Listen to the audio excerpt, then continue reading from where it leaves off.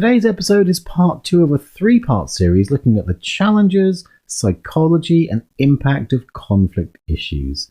We're exploring the 3 kinds of conflict that, from working with my clients and in groups, I've found to be the number 1 cause of feeling blocked, stuck, and confused. In these episodes, I want to give you some insight into each of the 3 kinds of conflict, in particular what may be happening internally that gets you all blocked up and stuck in a rut, and I'll be offering some pointers on what you can do to move forward. Now this is really important because from what I've seen and experienced, staying stuck and probably lost in the conflict, perhaps not even realizing there's conflict at the heart of an issue, can be very, very costly. Now today we're looking at conflict with others, including the most obvious forms of that, like in relationships, but also with how it manifests as conflict with groups of people and conflicts with different ideologies. Also, I've got a live Zoom event coming up soon where I'll be showing you how you can use the simplest and most effective tool I know for resolving all 3 kinds of conflict. It's an MPA framework that you can use with your clients if you have them. In fact, I pretty much use it with every single client I see and it works like magic. And of course, it's an amazing way to help you with your own conflict issues.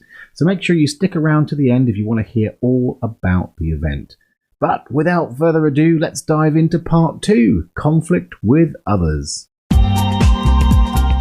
Welcome to the Be a Brilliant Human podcast with me, Joel Young. If you're looking to improve your life, to heal, to grow, and mature as an individual, but maybe you found that some of the personal development and consciousness stuff has given you the impression that you need to be super serious and vigilant to get anywhere meaningful, or feeling like maybe you're just not up to snuff, well, this show is here to remind you of your humanity, and in fact that's where your true joy and brilliance lies. With over 25 years of experience in the transformation biz and having developed MPA, one of the world's simplest, pressure-free approaches to growth and well-being, if I do say so myself, I'll be sharing tips, steps, and insights that'll help you navigate all the aspects of life as a growth-seeking being. On this show, it comes to you with a good dose of humour, maybe a smattering of colourful language, a reminder not to take things so personally, and most importantly, to be kind to yourself along the way. Make sure you hit that follow button, and let's get into it. Hello, and welcome to the Be a Brilliant Human podcast with me, Joel Young. I am absolutely delighted that you're here. We are at episode 116, 116 episodes already, which means if you're brand new to the show, you've got 115 previous episodes to binge watch. That's going to take you a while, but go for it. If you're new here and you like what you hear, please make sure you hit that subscribe button so you get notifications when all the episodes come out. This one comes out pretty much every week. Occasionally I take a break to have a life. And you'll notice already I'm laughing. I laugh a lot on this show. My regulars who often get in contact with me say they really appreciate that. So that's good. If you don't, then maybe it's not the show for you. I take the troubles of life very seriously, but I also have an ability to laugh at the ridiculousness of it all, the wondrousness of all. This show is called the Be a Brilliant Human show after all. And for me, part of being a brilliant human is able to understand that life, no matter how much inner work we do and all the rest of it, will present challenges. And I find that, for me at least, laughter is a great way to go through it. So we're in a 3-part series as you join us now. This is part 2, as I said in the intro. Now, it's quite interesting to me because conflict as a general issue, I sort of touched on it in different episodes throughout the time of this podcast. But we had a super big uptake on last week's episode, which was the part 1 about internal conflict. So I'm guessing that I was right, that it's resonating with people, this whole topic of conflict issues. So, and you can tell that because you get these metrics and what they call it, analytics for the podcast. And I often check in like a day later after I've launched the episode. And, you know, generally it's fairly consistent. It grows through the week. On this occasion, because I send the email out to everybody who's on my email list. What do you mean you're not on my email list? Go to joelyoungmpa.com and get yourself on the email list. If you do that, you'll even get a copy of the MPA process absolutely free. In fact, any of my websites, you'll find that. In fact, speaking of websites, if you want to go to the show notes for today, I realize I hadn't mentioned that already. You can just go to www.babrillianthuman.com/116 for today's show notes. And that's the way you go. Anyway, yes, so I was seeing a big spike on the first day, which always tells me that the title has hit a chord. So, and speaking of last week's episode, which if you want to find that, you go to www.beabrillianthuman.com/115, which is about internal conflict. It's worth listening to that first. You can pause this, go back if you've not listened to that episode, because there's some groundwork in there which might be quite useful to today. By no means is it mandatory. Nevertheless, it's a recommendation. So today, what we're going to do is we're going to go into, as I did before, I wanted to cover a couple of general bits before I go into the actual topic. So I'll do that again today. Today I want to talk a bit about MPA's new model of relating, which if you want that fully in depth, you can go and find episode 74, where I actually put up a snippet from one of my live events where I go deep for a full day into the whole relational model. And it gives you an idea of that. So we'll be talking a bit about that. Then we'll get into the meat of the whole conflict with others. And then at the end, I'll save it to the end. I'll give you the event details. So because I mentioned there's an event coming up. Yes, I'd love you to come, but this doesn't mean the whole thing is a big sales pitch for it. If you're interested, stay to the end. I'll give you fair warning when it comes. I'm about to tell you about it and invite you to come along, make you the wonderful offer that I've got. So you can decide. And if you've had enough from just from listening to the content, then that's fantastic. But I wanted to put that at the end. So for those of you, if you're one person that goes, do you know what I could really do with sorting this stuff out, and I'd like a really simple way to do it, then stick around at the end and I'll give you all the details of the event, when it's coming up, and how you can get hold of your ticket. And if you listened last week and you're thinking, what was that URL? It's very simple. It's www.thenpaacademy.com/harmony. You can find out all the details there. And remember to use that code HARMONY for your 85% off. Assuming you're listening before that code comes to the end, which it will fairly soon. Okay, I think that's it. Without further ado, let's dive into today's show. We're going to start with the old paradigm relating versus the non-personal model. Let's go. So as I say, if you want the full scoop on the non-personal model of relating, you can go and listen to episode 74. If you want to see me in person, you can go find it on YouTube. If you go to my YouTube channel, which is just look for Joel Young under there. Well, actually, you go to the URL, which is youtube.com/Joel Young. You'll find my channel there, and there's a playlist of all the podcast episodes. And some of them where I do have video, I actually put video up there. Most of them are kind of a picture with a moving image of the sound, because it's a podcast after all. But episode 74 in particular is a snippet of a video from one of my events, so you can go and watch me there if that tickles your fancy.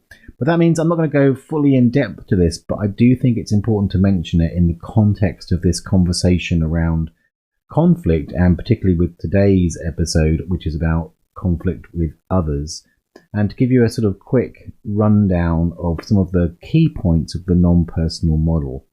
So old paradigm versus non-personal model. Well, the old paradigm tends to look at things, it's kind of sponsored by the idea of unity. And I think episode 74 is called The Myth of Unity, where we all basically say that we want to become one. And there's a whole bunch of really crappy relating models that come out of that fundamental idea. So that's a part of the MPA's heresy, really. Oh, I should mention, by the way, whenever I start talking about MPA, like you know what it is, I'm assuming you've listened before. But if you're new here, my apologies. MPA stands for non-personal awareness. And mostly people know it from the process. It's a 6-line process, very simple, helps you stop taking things personally. But underneath that is the non-personal philosophy, which is very much a relational model, really. It's a relational perspective. And it helps you work with issues, and if you use it in the context of, say, working with clients, and it helps you shift the relationship to issues rather than looking at a kind of fix, get rid of kind of approach. But in terms of the relational model, one of the things that's most important about it is it's a model which is based on the idea that everything is energy, which is probably not new to you if you're listening to this show. But it really takes that very seriously. You know, I'm a very serious guy. But when you start looking at things in terms of energy and you start looking at relationships, you start to understand there's some interesting facets that come into play. So one of the fundamentals of the non-personal relationship model is, rather than looking at, you know, there's you and me and we have to sort of find compromises, whenever you have two distinctnesses, two parts, which can be two people or two groups or anywhere where you draw a boundary and says that's a something, whenever you create two, it creates a relationship. But a relationship in itself is a thing. That's one of the ways that we look at relationships. So you create a third party, if you like, which I call the relational space. That's not strictly my term. It came from, now I'm going to have to try and remember, I think it was Harvey Hendricks, one of the famous relationship people, talk about it as relational space. But when we talk about it in MPA, we're talking about it as a distinct entity unto itself. Now, this is very exciting. Go listen to episode 74, because it means you can then begin to relate in wholeness. Because usually what happens in relationship conflict is it's like you versus me. Of course, we make it all very civilized. But fundamentally, that's what we do. It's because, you know, either I'm right or you're right. I'm right. Normally, let's be honest with each other. I'm right, you're wrong. Okay, that's the baseline lizard brain approach. And it's, in spite of all of our enlightenment, in quotes, that tends to run the show at a very deep level. Again, especially in conflictual situations, right? So, but what having the idea of the relational space can give you is a sense of we thinking, not me thinking.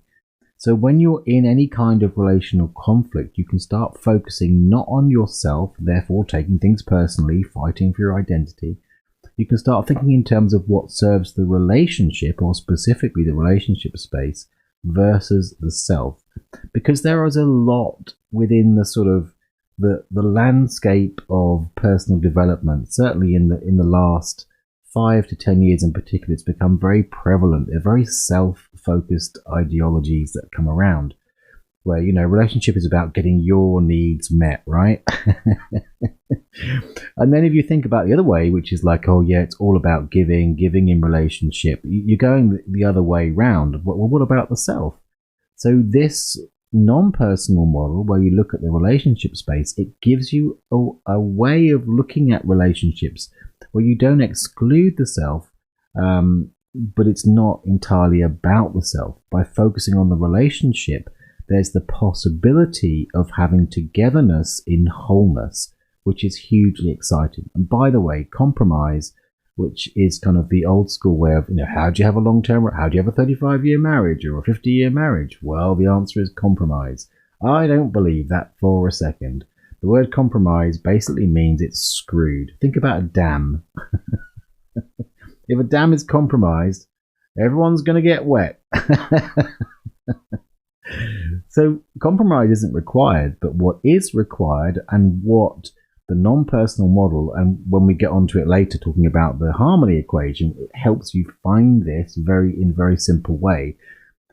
It gives you a way of looking at relationship where there isn't this sort of fight for a win in any relationship discussion, and the focus comes away from the personal to the non-personal, and yet each person has their wholeness, which is key.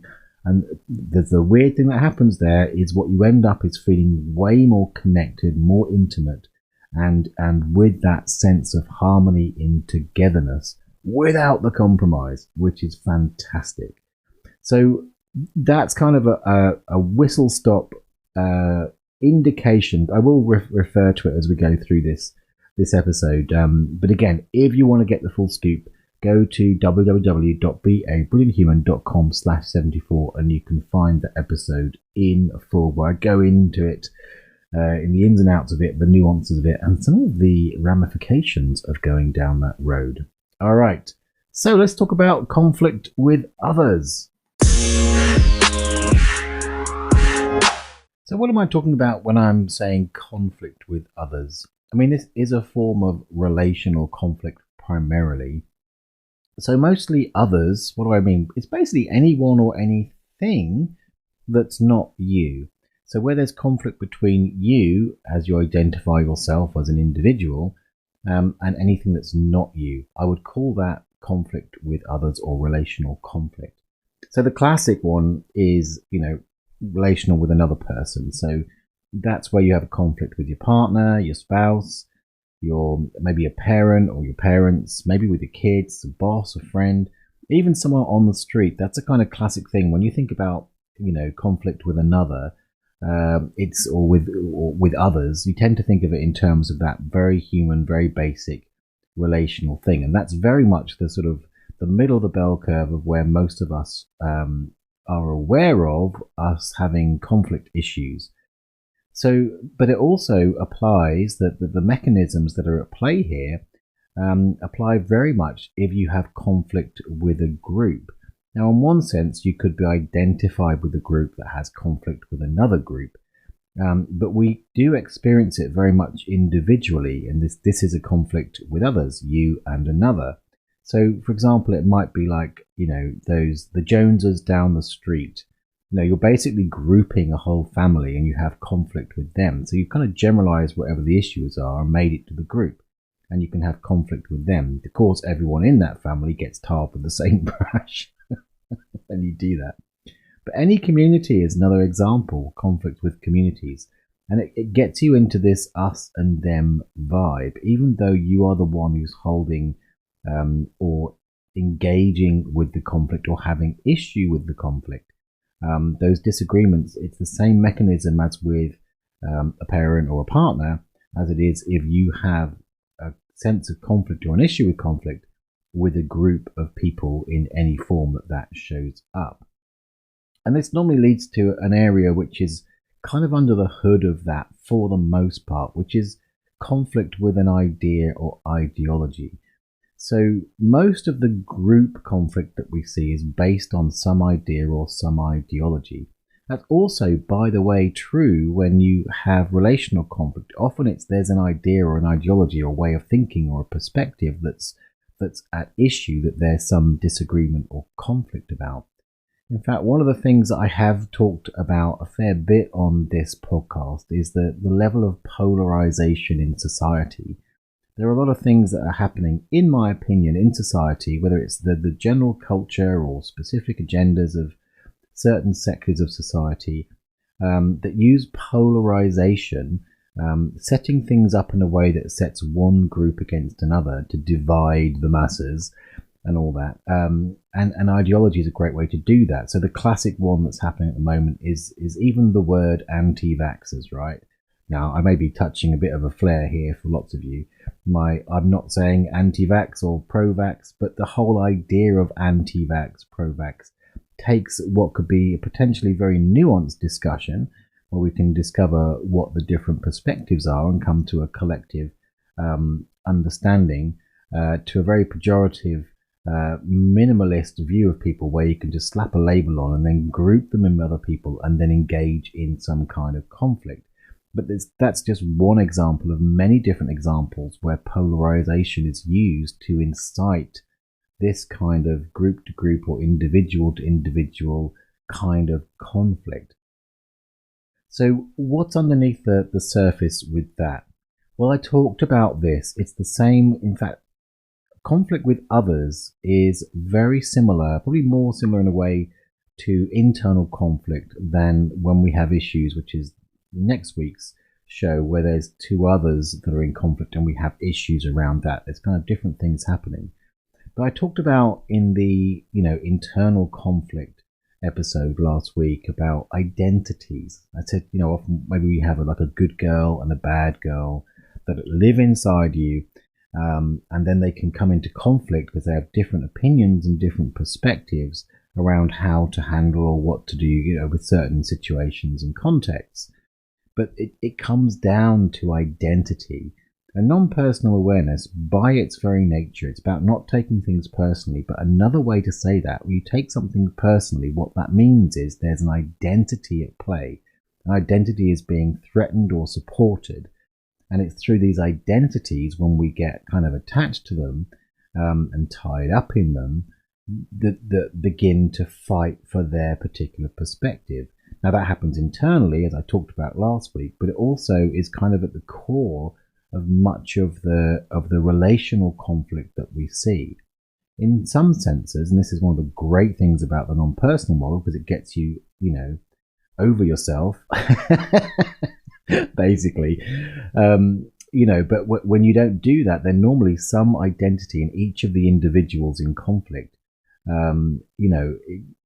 with that sort of sense of attachment, is fighting for its right to win, to survive, to promote its ideology. Because identity, as I said, it's like the epitome of personalization.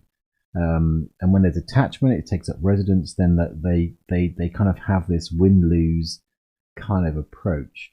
And the thing about different ideas is where the issue comes is when we set up this dynamic where a different idea or ideology threatens an identity.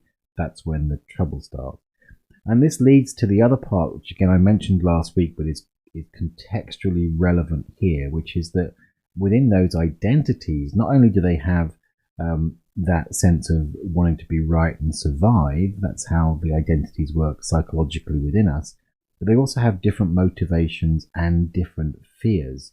So again, this whole complex thing can be happening underneath the surface.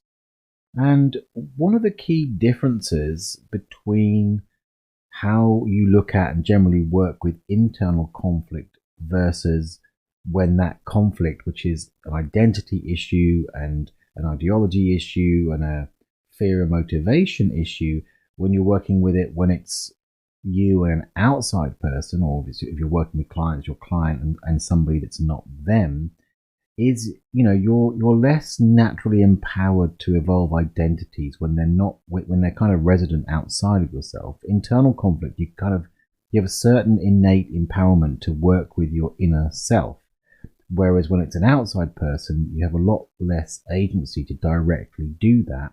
And that's where a lot of skillful communication and understanding the kind of perspectives that the non-personal relational model offers you, that I'm talking about here today, will help you to bridge that gap so that you can begin to work in a healthy way with the identities that are play that are not actually in you.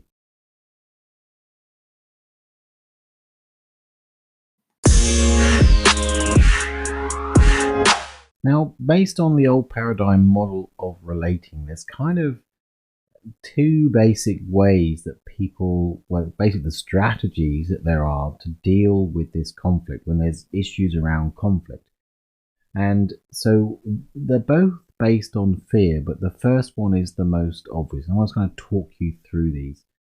So the first one is just a basic, outwardly obvious, or we do hide it from ourselves and from others, but it's a fundamental fear of conflict. In fact, much of this podcast, these 3 episodes and specifically, is going to mostly help people that are aware that they're conflict averse, because again, in our society, we sort of understand that sort of this fear of conflict leads to certain things. So the main way that someone who is fundamentally afraid of conflict or conflict averse is it can manifest as passivity. Now, I should say at this point, if you are conflict averse, don't take this personally. This is a generalized truth. It just might be a bit hard to hear because we don't like to think of ourselves as passive. But if you're inclined to people pleasing, then passivity is usually going to be your response to conflict. It basically means that rather than stepping in and facing and upping the conflict, you'll withdraw in some form. Now, this is a surface level withdrawal because what happens is inside we kind of go hard. That's well often you'll meet people who are like what do they call it? Like an iron fist in a velvet glove. The outside's fluffy and nice. And on the inside, it can get quite hard because they're trying to please everybody and avoid conflict. And it can make for very tricky sort of relational situations. Now, I've got to say that the vast majority of the world fits into this category. Overwhelmingly, as humans, because we're not naturally, aggressive, believe it or not. There's generally the minority that take the other approach. We'll get to that in a moment. But most of us have some level of people pleasing. Now, of course, there's a vast difference in scale of to what degree this manifests in different people, depending on different personality types. But this is where you get into trouble. So what happens if you go for I'm afraid of conflict, I'll go into passivity mode. Well, people pleasing is one manifestation of that, but ultimately what it usually means is you end up on some level denying your own needs. It means that because it seems like the conflict and therefore the fear takes over and says the potential consequences of that conflict, for which there can be many flavors, be it exiled from the community, getting into an actual physical fight. This can happen at the survival level, the kind of very lizard brain fight or flight level. What we tend to do is we minimize and therefore deny our own needs and then sort of capitulate to someone who seems stronger. This is this whole survival of the fittest stuff that you get from Darwin, and don't get me started on that. Not a relational model at all. But the other way it can manifest is a complete absence of boundaries, because to have a boundary, to clearly say this works for me and this doesn't, that can put you right on the doorstep of potential conflict. One of the big reasons that I developed Boundary Bootcamp, one of my programs, is because, and why it's because that's one of my biggest programs, the Boundary Bootcamp. It's over 4 weeks, and it goes in depth, because part of the issue with boundaries is having to really get to that point of finding a way to help people who are generally conflict averse, because if you weren't conflict averse, you probably have good boundaries, at least in most areas of life. But it's to help people to sort of build that psychological, mental, emotional, physical, spiritual sense of self that can therefore firstly discover what their own boundaries are, and then assert them, and then ultimately hold them in the face of the inevitable pushback that we tend to get, especially if we've classically had no boundaries and we start making people around us go like, well, that's, what happened there? I'm used to getting my way. Hence it's such a big program, because it deals a lot with this whole area of conflict. Now I've mentioned it, I'll put a link for it in the show notes, but simply again, if you go to www.thempaacademy.com, all my courses are there, and you'll be able to find Boundary Bootcamp if you're curious about that. And the thing about, speaking of my courses, Bulletproof, which is my course, which is to give you the tools so you don't get manipulated. Also, similarly, this is one of the ways that it can manifest. It's quite a big cost of going into passivity around conflict, is you often open yourself up because of this denial of your own needs, your own wants, to the point where you don't even know who you are and what you want, can make you very much open to manipulation. So that program was specifically to give tools to become aware of the manipulator's tactics, so that you can kind of head it off at the pass, and some tools, of course, to deal with them. But what does this lead to, all this passivity? Well, fundamentally, it leads to resentment. Now, commonly, conflict-averse people don't like anger on any form. Resentment is anger. That's the bad news. It's like, but it's a palatable anger because it's generally held inside. Therefore, there's no threat of bringing it outside and expressing it, which again brings us back to conflict. But it's hugely damaging to us on the inside, and then it tends to leak out in this sort of passive-aggressive way. Like, for example, you'll end up with this fruitless complaining to others. So classic kind of group behavior. See if you recognize this. It's a bitter pill to swallow if you're one of these people. But come on, let's be real. This show is about kind of waking yourself up and becoming a more brilliant human. but it's fruitless complaining to others. So there's this alpha. I don't know that term really, but there's somebody who's sort of taking the lead, stepping up and doing their thing, and then in the background there's all this complaining to other people who are also equally passive, and just sort of saying, oh, I think you should do it this way, you should do it that way. It's terrible. It's easy to do it. It's not. There's no conflict involved here. And then it comes to a conversation with the person themselves, and oh yes, we love the way you do it, or there's just no speaking up. I've been in a situation in the past where I've had one of those conversations thinking there was going to be some speaking up that happened.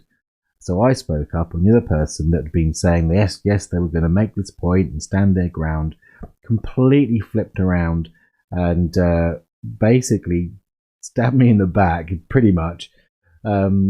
By just going back on everything they'd said to me, about this situation, and backed up the person that they just not that long before been complaining about and saying how bad all this was. It's like, hello.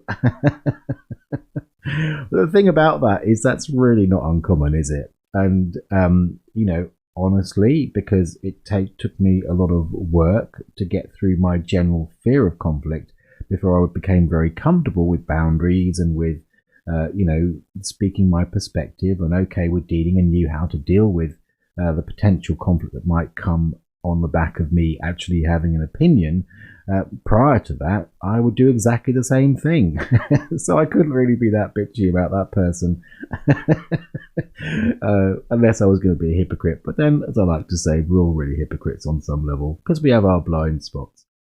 So fruitless complaining to others is one way that resentment can come out, and generally becoming this sort of stepping into the victim mode, or even sort of going into the rescue complex. So that's a classic thing when you're having these conversations behind the scenes. You're waiting for somebody else to step up and take the lead and risk the conflict and save you. But of course, they will always become the pariah anyway, because what's really being called for is for you to step into your own power.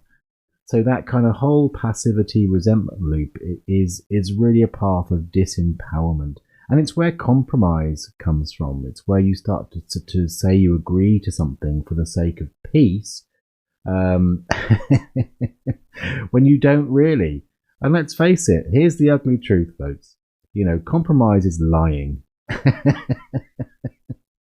It is. If it's not the truth and you're saying, okay, I'm fine with that, but you're not, it's lying. Now, I understand there's nuances in that conversation, and what might be called a compromise, we'll get on to language in a minute, but what we might call a compromise is actually full agreement about something which is different to what was originally planned. Now, I wouldn't call that compromise. I'd call that wholehearted agreement. But for the most part, compromise is compromise, which means you're not really happy. Like tolerance. Tolerance is another word that sort of speaks to the same energy. And ultimately, that means you're in a space of inauthenticity. You're limiting expressions of yourself. And as you do this, and as this becomes chronic behavior, which it does for so many people, you end up, because you're not expressing yourself, because the conflict is so scary. And by the way, I should insert this at this point. I do understand, because I've been there, that I'm speaking lightly about it, but that level of the fear of conflict can be absolutely terrifying, like shake in your boots, terrifying, weak at the knees, pass out, terrifying. For many people, that's the case. So I do have tremendous compassion, understanding, and empathy for it, and I've literally been there myself. But what it leads to is an unfulfilled life. Because all of these things that you express and do aren't generally because that's the truth of who you are and what you want to do. It's because you've agreed with somebody else's idea. Now, in terms of relationships, this can lead to the breakdown of relationships. Why? Because one person thinks they know the person they're with, but the person they're with has not been brave enough, frankly, to speak the truth of who they are. And again, understandable, they're afraid they'll lose the relationship. All these reasons why not that we have in our mind. We will lose the relationship, they'll reject me, deep stuff. But it can lead to breakdowns because, there's a there's a deep, again, I'm going to use the word, I know it's a very strong word, but there's a sense of ongoing lies or mistruths, misrepresentation that can happen when this kind of people-pleasing compromise approach based on fear of conflict can happen. In fact, this whole topic, I really love talking a lot about it. It's probably at the very heart of why I'm doing these 3 episodes, because I see it cause so much pain and confusion. The other thing about that kind of approach is you end up, and we talked a bit about this last week, is a kind of mistrust of yourself. Because, again, if I go back to that example where that person was having a full conversation with me, felt really congruent in themselves, and was going to stand with me and have this, this situation, have it out with the person to try and make a difference that we thought was right, or I thought we thought was right. And then the minute they're in the company of this other person who's scary to them, they just back down. Now, not only did that make me mistrust them, that I know from my own experience they begin to mistrust themselves, because they probably felt wholeheartedly like they were telling the truth with me, and then found themselves completely flip-flopping across the way. And we see this all the time, how it builds that mistrust of self. So we're untrustworthy to ourselves, which is a horrible thing to live with, and accounts for so much sense of failure and unfulfillment and not really living up to your potential. All that stuff can come from that. But also there's a way that we become untrustworthy to others, because, it's like people might say, oh yeah, I trust them, but there's this thing where if someone's going to flip-flop, even on a subtle level, there's something, it's like we can smell that inauthenticity, so we become kind of untrustworthy. You see this a lot in the field where people, don't necessarily attract the clients. They're doing all of the, all of the stuff, the formula stuff they're supposed to do. But if they've got that untrustworthiness because they're not clear in who they are and willing to stand true to that, and basically they're afraid of conflict.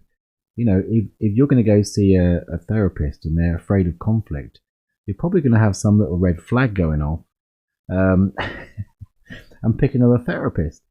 So that's an example where we've become untrustworthy to others.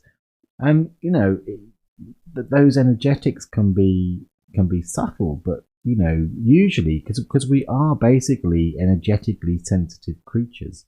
So those incongruencies in ourself that come from a fear of conflict, and therefore going passive, therefore doing these compromise and flip-flopping around, they're usually singing loud and clear at energetic level. And so as energetically sensitive creatures, even though we couldn't necessarily name it or know why we chose somebody else to be in relationship with, whether it's a professional relationship, a therapeutic relationship, a business relationship, there's that little thing that just kicks off that says something's not quite lined up solid and together, because this person is going to sort of chameleon-like shift their ground depending on the circumstances, which again I will come back to for this, is the overwhelming majority of people in the world. Because if you're inclined to that as part of your fundamental personality, it can take a great deal of inner work to find a sense of your ability to overcome that fear, basically. Or at least that's certainly how it's been. And we'll get on to the harmony equation, which gives you a really good route out of that, where you don't necessarily have to go down that path, because the whole model transcends the issue. Do you understand? It's like all of these issues come on the idea of basically, it's me or you. There's two individuals who have to either compromise. You think of a Venn diagram. A Venn diagram is like two circles. If you cross them over so there's a middle bit, what you're doing is you're pushing one into the other, and it's various forms of pushing deeper and deeper into the other individual. So each circle could represent an individual. The non-personal model is like three circles, so each one has its wholeness. So the passive approach is I will become you. That's the fundamental strategy. I will become you. That way we can become one. But it doesn't work. It's not possible. At some point that inner self that's been squashed itself down trying to become somebody else or accommodate somebody else's energy, it rebels. That's how it works. Which brings me to the other way that sort of approach or strategy that we use, which is, I call it the bull mentality. Now, the bull mentality seems to be the answer. Again, we come back to Darwinian theory. Survival of the fittest. It's a dog-eat-dog world. This is the societal narrative of the better way. Seems to be the answer, right? Just be more aggressive or more assertive if we're going to be more cultured about it. But basically, be more aggressive, more bullish. That's how you get things done. That's how you make it in the world. And it seems to be true, right? Those people tend to win. But that's based on everybody living according to this, bonkers idea that it's individually, the answer is an individual one. But it still doesn't work, because what you're doing, whereas the passive approach is I will become you, and you sort of basically invite them in to squash yourself down. The bull mentality is you will become me. I will make you think how I think. Again, all of this based on unity ideology, which I hopefully smashed the myth of in episode 74. Because ultimately, the identity, that the true individuality, they can't take it. That's where the rebellion comes in. So, none of these things that cause all these problems are really the we thinking that comes from the non-personal idea of how we can have this new relating model. Because ultimately, we're all individual parts of a whole. We're not one. I know I'm going to rub some people up the wrong way with this. Yes, there is arguably there's a oneness that is achievable through relational harmony, but we are individuals. We are one. The clue of the bullshit is in that sentence, right? We are not one. There can be an experience of oneness which is hugely valuable, enriching, tends to promote, more collectively responsible thinking. But the fundamentals of being a human being is that, not only are we, in one sense, from a human level, individuals, but we're also full of different parts. So really, it's a community of energies, dancing in different forms and shapes and boundaries. It's amazing. So what happens with either the passive approach or the bull mentality is you try to squash one into two. And the answer to that is don't go from 2 to 1. Go forward. Go from 2 to 3. And start thinking in terms of the relational space. And at the end of the day, the bull mentality, while it is sort of promoted as the sort of the way to be to get things done in this world, it's still just a disguised fear. So again, it's based on fear. The fear is of, well, in one sense, it's true relational connection. But underneath that, really, it's a fear of a loss of identity, which, makes sense, because given that you only have the choice of either being bull mental or passive, either of those is going to, lose your identity. It's just a different strategy to deal with it. And the thing about that is normally it's kind of confusingly isolating for people who take on this bull mentality. They kind of end up living in a world without trust because, the people that are capitulating aren't being true, as I've talked about. No wonder if this is you, you often feel lied to and like the world's full of disingenuous people that can't be trusted. You're kind of right. But the answer isn't to bull them around because you're just part of the same equation. You're just a different end, different side of the same coin. So there we go. So what do we do about this? Let me offer you some perspectives. I called it in the last one a perspective gem that will help alleviate the symptoms, at least, and maybe a strategy that can help you move forward in all of this. So I think at its heart, the thing that will really help you understand the way forward, if you're in any of those two sides of that kind of survival strategy approach to fear around conflict, again, even if it's the bull mentality, is to understand that it comes down to the issue being that they're having different perspectives with attachment or different meanings. I think if I could impart anything to this world in terms of improving our relationships, it's to look at the meanings that we give. Language is a wonderful, beautiful thing, but it can also be a hindrance because underneath the specific words that are being said, there are all sorts of subtle individual meanings. And when you go into this kind of old paradigm, me or you, my way or your way kind of thing, like I said with the whole anti-vax thing, that level of polarization, what that does is it takes away the opportunity for nuanced conversation that brings understanding and common ground.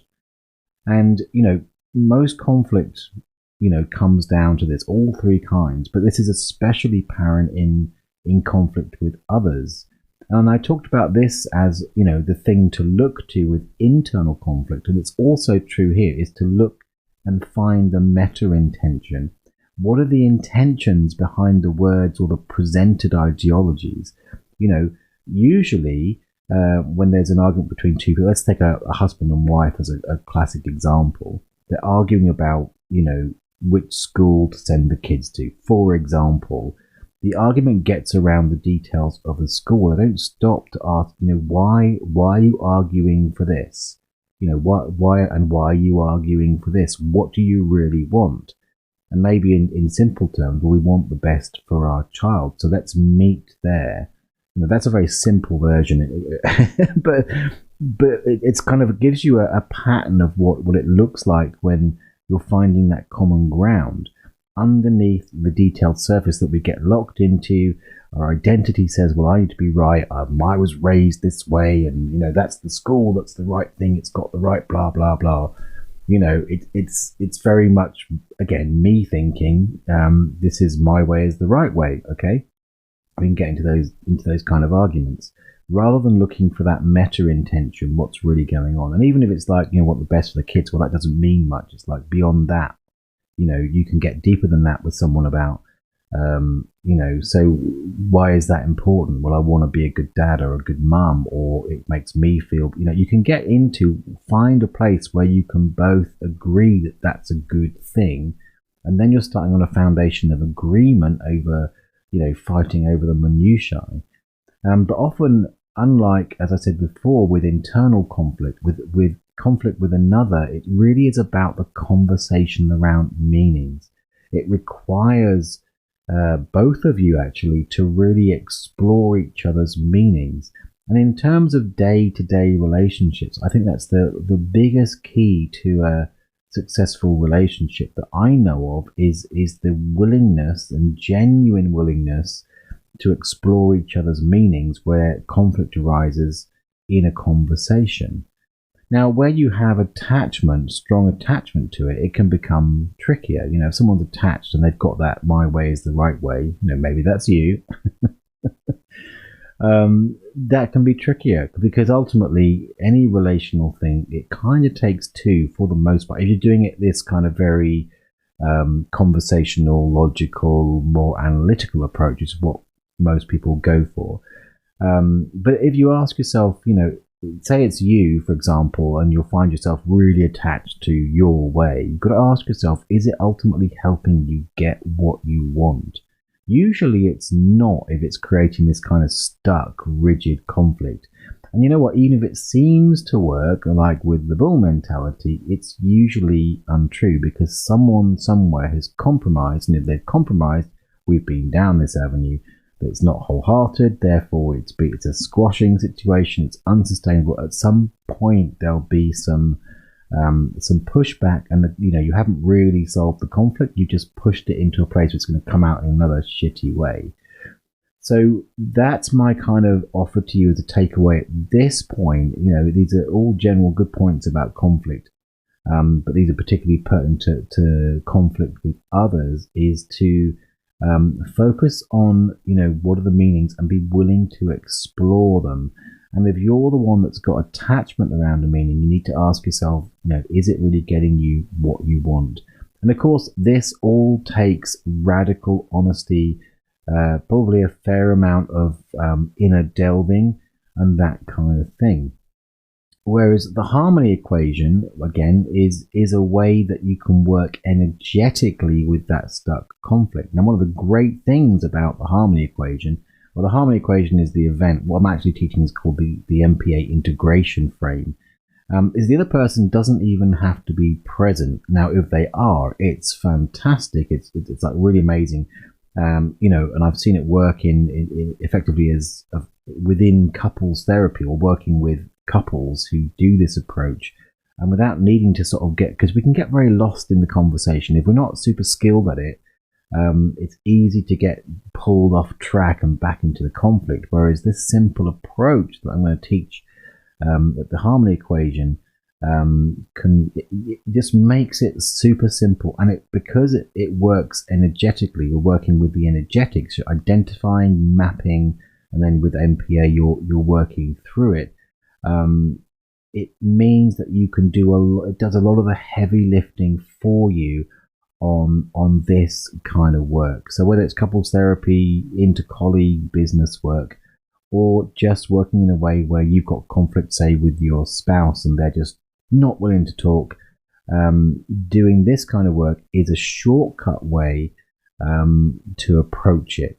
But again, if that's not your bag, then so much good work, and at times I will work to help coach people effectively on really good language, how to explore meanings. But I think that's the biggest key to take away at this point. If you're not coming to the harmony equation, then go examine the meanings. That's where you'll find usually where the stuckness is, and usually where the way out is. With that being said, hopefully this has brought some insight to you, but do stick around if you are curious about the harmony equation, the event I've got coming up after a little musical break. Stay with me and I'll tell you all about how you can get hold of your ticket, the special offer I've got for you, which is, also, spoiler alert, 85% off. Can't argue with that if you act quickly. What it's about, where it's happening, all that wonderful stuff. So if you've listened to last week's episode and listened to what I told you about the event, obviously I need to repeat the mechanics of it, because some people won't have listened to last week's episode yet. But I'm not just going to repeat everything that I said. In fact, today what I wanted to do when I talk about this event is, well, the basics are, what I'll be showing you is a simple intervention technique that ultimately finds the key to peace. That's why I call it calling the event the harmony equation. Main points you need to know is that it's really easy to do, and it will work with all three kinds of conflict that I'm talking about in these episodes.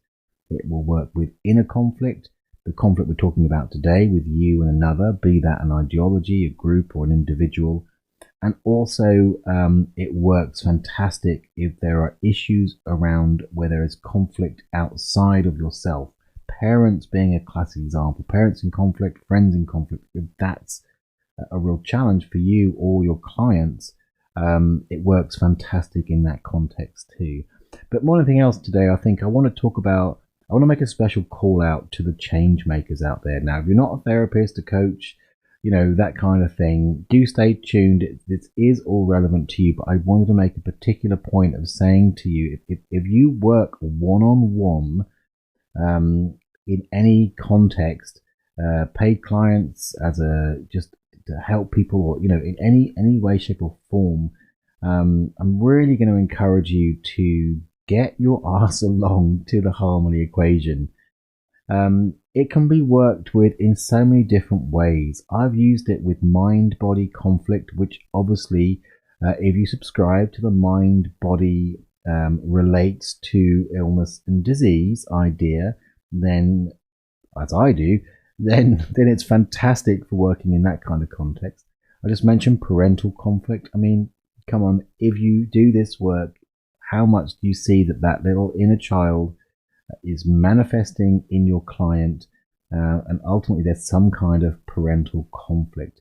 Well, I'll be teaching in specifically what I call the parental frame, which is a version of this directed specifically to look at the conflict between parents and how that affected the child, or if you're an adult, then you're inner child, and therefore it stays with you into adulthood. It's very powerful in that way. And any relational situation. And again, come on, you change workers. How much of what you see day to day, in and out, is a relational conflict based issue?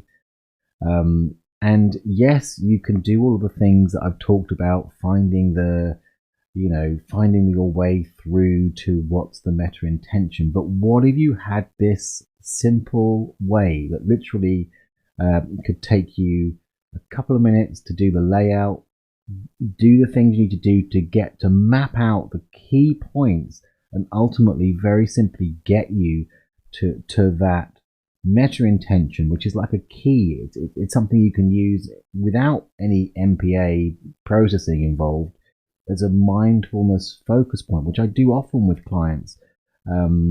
Just them getting to the point where they understand what that meta intention is. It somehow seems to draw through the chaos and open into some kind of clarity.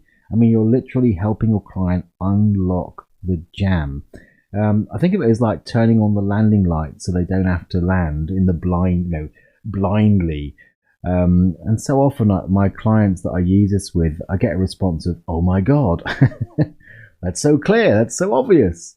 Everything is just relaxed. I hear that a lot. And you'll know if you work with people that when someone who's been in this conflict and stress and jammed up, they can find that point of relaxation. They're instantly more resourceful, they're more empowered, and they're more able to actually, use those other communicative tools that I've talked about. They're more naturally available because they're not locked in that polarized conflict. And then when you bring MPA into the mix, and I will be telling you how to do that at the event, MPA literally, what I put it is, it cleans the energy. Remember, we're talking about an energetic system. So it takes the system from harmonic dissonance to harmonic resonance. So again, the heavy lifting's kind of done for them, and it's very little required from you as the change worker, as the coach, as the therapist, anyway. And because it's so quick and simple, it kind of effortlessly slots into whatever current modalities you use. So, it works like magic. I'm laughing at the thought I just had, which is, you'll feel like a wizard, Harry. But seriously, don't we all want to find tools that make, simple, fast work of complex situations, which is what this does. And I know my clients love the ease, as do I, and I'm sure you will too. So at this event, one thing to say, having said all that, very much directed at sort of coaches, therapists, change workers. Even if you do massage therapy, you can use it in the context of your body working. Stuff comes up. You can use, I say this about MPA in general, but also with the integration frame, which is what I'm going to be teaching you at the harmony equation. You can use it in that context, and it supports the body in relaxing with a massage, reflexology, all of these different bodywork modalities. I've seen people use it very powerfully in that context, even though it's not strictly talking therapy. But again, it's something that you can also use in your own life. So if you're listening going, well, you've just been talking about, client work and all that. That's not me. I don't do that. I'm just interested in my own personal development. Well, yes, you can use it on your own too. It is simple enough to do by yourself. And I use it all the time in my own life. If I spot there's a conflict, I'll go straight to the integration frame, do the work, find the harmony equation, and boom, it just can free things up really, really quickly. So practical stuff about the event. So I'll be giving you full instructions on how to use the MPA integration frame. I'll also be teaching you the parental frame, which is a version of that, with which you can resolve years of internalized family conflict. Or again, if you're a change worker, you can do that with your clients. So it will help you discover how to resolve internal conflict, conflict with others, and any issues that arise when those around you are in conflict. Now, what I'm doing is I'm doing this on 2 dates. If you're listening to this as it goes out, then it'll be coming up. If you listen to this later in the future, hello future person, these dates may not apply. But the dates I'm doing it on is February the 10th and February 13th. It's the same event, so you get to choose which event you want to come to. Depending on the numbers, it may be possible to come to both. And in any case, as a bonus, you'll get access to all the recordings, and of course, all the downloadable worksheets will come to you via email. Now, one thing about this class, it combines teaching, but mostly this is going to be very practical. I'm not going to focus so heavily on the theory. Some of the underlying theory, again, go to episode 74. There's deep theory there, because it's going to be about learning experientially. And of course, that means you get to practice it and clear your own issues as you go. As I say, I use this integration frame. I mean, it's so magical. I use it with nearly every client that I see, because conflict is such a key part of the stuckness, blocks, and suffering people experience. And this frame just absolutely aces it. So, practical things. So, when is the event? Yes, it's Thursday, February 10th, in the morning, because it's about a 3.5 hour event, so 9 till 12:30 on February the 10th. And there's also a Sunday afternoon event, which will run from 1 till about 4:30, February the 13th. One of the reasons I'm doing that is because there are people all over the world. In the practitioner training we did recently, there were someone from Finland, someone from Australia, as well as those from the UK. So it may be that one of those time zones or days suits you better, and you can let me know which one works for you. The way to book is to go to the mpaacademy.com/harmony. The price for this event is $297, which is an absolute bargain. That's pounds, by the way. But if you use the code HARMONY in the checkout, while it's still there, that you'll find the date when that coupon expires on the page, then you're going to get a massive 85% off, which means you can get this in your hands for £44.55. Come on, that's amazing. So after that coupon expires, the price is going to go up. And of course, you don't have to use that code. You can pay me the full amount. I would thank you very much, but don't do that. Use the code HARMONY. So go to www.thempaacademy.com/harmony. I think this is going to be an amazing event. Oh, by the way, there are limited spaces as well. That's not me doing fear, scarcity tactics. It's just that I can only manage so many people at one go on Zoom at this point. It'll be a Zoom event, kind of out the bag there. I think it's going to be amazing. It's going to be a fun, interactive, experiential way to learn a frame which is going to be a tool for life in your own personal development, and an amazing addition to your toolbox if you're a coach, a therapist, some kind of change worker. So go do it now. Pull up a tab, put in the URL space www.thenpaacademy.com/harmony. Check it out. When you get to the checkout, make sure you put Harmony in that coupon box and get your 85% off. That's me. Hope you've enjoyed this show today. I'll be back next week with part 3, where we're going to talk about issues around conflict when it's outside, other people in conflict causing an issue. Go join the event today, and I will see you soon. Thanks so much for listening. If you've enjoyed this show, I'd love you to do me a solid and tell someone about it. They can find us on Spotify, Apple, Google Podcasts, and most other podcast platforms. Plus, if you visit the website www.babrillianthuman.com, you can share the show notes to social media and make my day. Also, make sure you hit that follow button, and if you haven't yet downloaded the MPA process sheet, head on over to joelyoungmpa.com and get your free copy today. Big love, and see you next time.